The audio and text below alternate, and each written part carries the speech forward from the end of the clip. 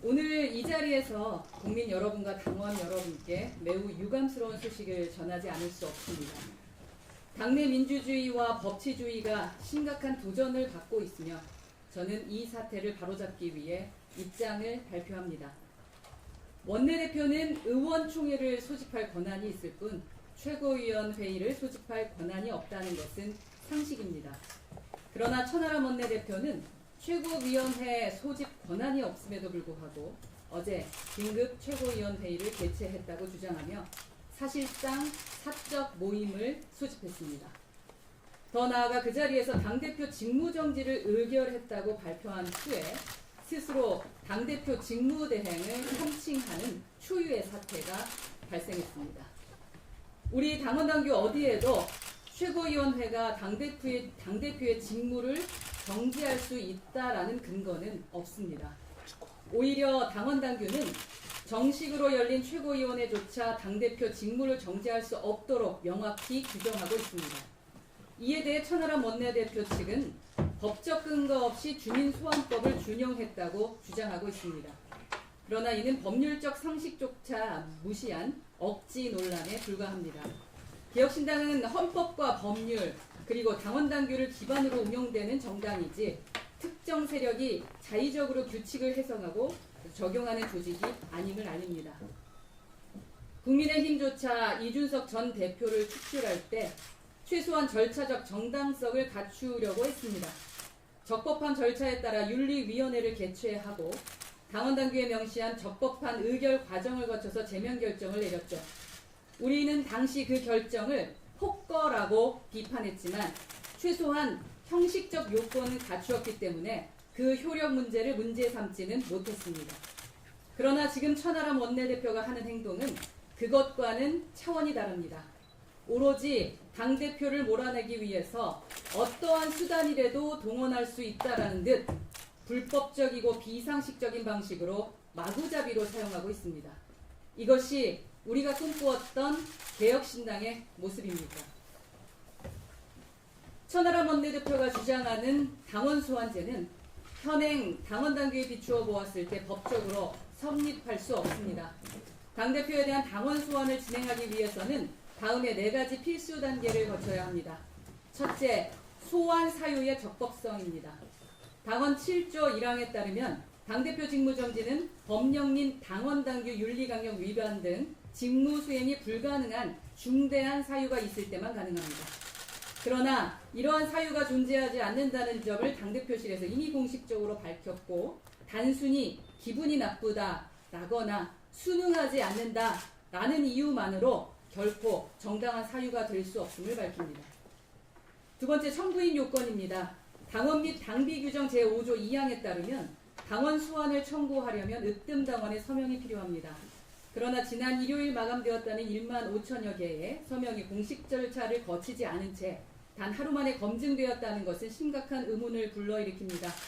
그리고 엊그제 또 여기에 가져오셨었던 거죠. 비당원 서명, 중복 서명, 가짜 서명 등이 포함되었다는 정황이 다수의 녹취, 캡처 자료, 증언 등을 통해 다수 확보되었습니다. 셋째, 당무감사위원회의 심사 절차입니다. 당원 소환은 반드시 당무감사위원회를 통해 이루어져야 합니다. 그러나 당무감사위원회는 월요일에서야 설치되었고 어제 오후 첫 상견례를 했습니다. 절차상 기본 요건조차 충족되지 않은 것입니다. 마지막으로 서명 요건 미달입니다.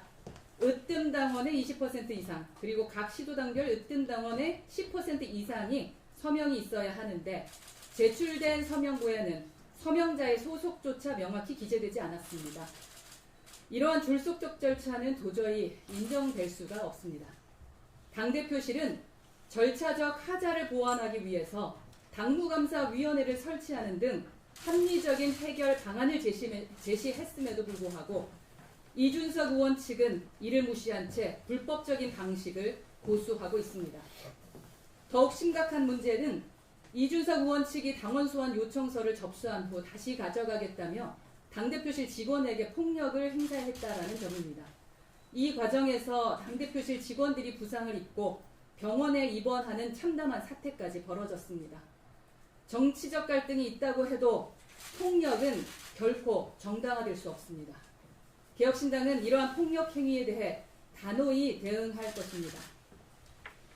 개혁신당은 힘이 아니라 원칙과 절차로 운영되는 정당입니다. 그렇게 돼야 됩니다. 우리는 윤석열 대통령을 끌어내릴 때조차도 헌법과 법률이 보장하는 절차를 철저히 따랐습니다. 국민 역시 원칙과 절차에 따라 윤석열 대통령을 심판했습니다. 그러나 지금 우리 당 내부에서는 법과 원칙을 무시한 채 권력을 차지하기 위한 불법적 행태가 벌어지고 있습니다. 개혁신당이 이런 정당이 되어서는 안 됩니다. 우리는 이러한 정당 민주주의 파괴 시도에 대해 가처분 신청을 포함한 모든 적법한 방법으로 강력히 대응할 것입니다. 또한 지난 최고위원 회의에서 발생한 폭력 사태에 대해서도 책임자를 끝까지 밝혀내고 응분의 조치를 취할 것입니다. 바야흐로 대행의 시대입니다. 지금 대통령부터 시작해서 행정부처의 주요 부처 장관들에 이르기까지 권한대행과 많은 대행체제로 직무가 이루어지고 있습니다. 저희 개혁신당은 그러지 않았었어야 하는데 저희 개혁신당도 국민들께서 보시기에 그렇게 좋지 않은 이유로 이렇게 당원 소환이 진행되고 당대표의 직무가 정지되어서 원내대표인 제가 직무대행을 하는 것에 있어서 이런 상황 굉장히 무겁게 받아들입니다.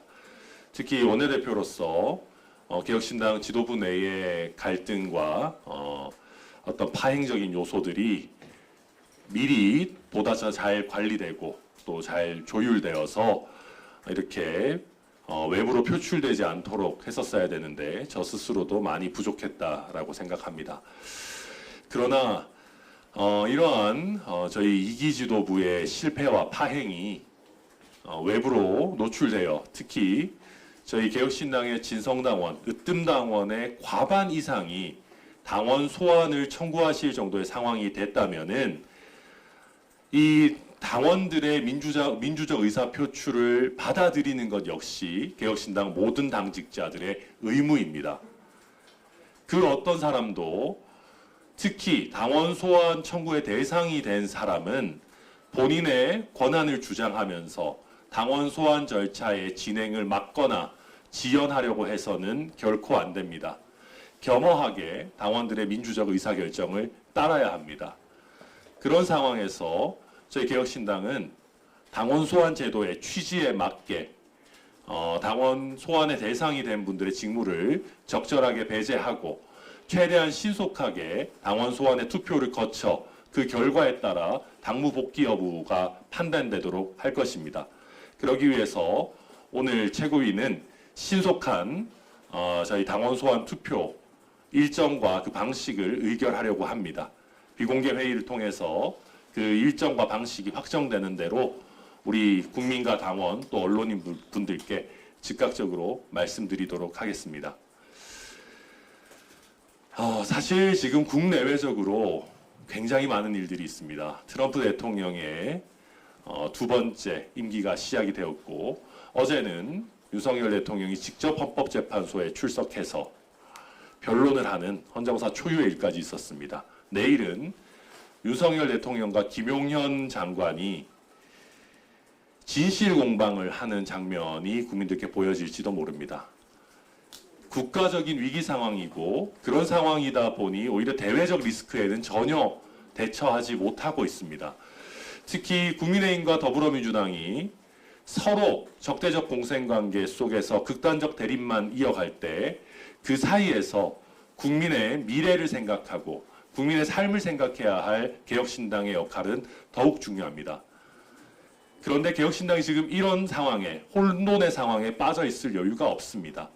그렇기 때문에 저희 개혁신당 지도부는 최선의 노력을 경주해서 개혁신당의 혼란 상황이 최대한 신속하게 해결되고 대한민국 정치의 위기 상황에서 저희 개혁신당이 국민들께 희망을 보여드릴 수 있도록 오늘보다 더 나은 내일을 선사할 수 있도록 노력하겠습니다. 저도 마음이 무겁습니다만은 그렇기 위해서 우리 당원들의 현명한 판단을 신속하게 구할 예정입니다.